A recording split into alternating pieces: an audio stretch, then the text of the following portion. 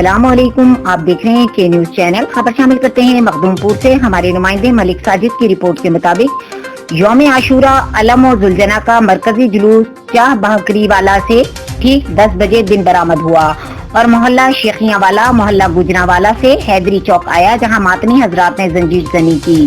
फिर अंसारी चौक से जुलूस हस्बे रिवायत खामोशी से गुजर गया। दोबारा अल्लाह वाली मस्जिद के करीब आकर मातनी हजरात जंजीर जनी और सीना कोबी की। ठीक 12 बजे दिन जुलूस इमाम बारगाह में दाखिल हुआ। इसके बाद ठीक 2 बजे इमाम बारगाह से अलम और जुलजना और ताजिए का जुलूस बरामद हुआ। नया लारी अड्डा चौक पर उलमा और जाकिरीन वाक़या करबला बयान किया। फिर जुलूस तलम्बाद रोड से पुराना लारी अड्डा चौक से पुरानी ईदगाह रोड के रास्ते दरबार चौक पहुंचा, जहां जुलूस ठीक 4 बजे वापस इमाम बारगाह में दाखिल होकर इख्तिताम पजीर हुआ। मौज़िज़ीन इलाका, सहाफ़ी, 1122 SHO सिक्योरिटी इदारे जुलूस के हमरा थे।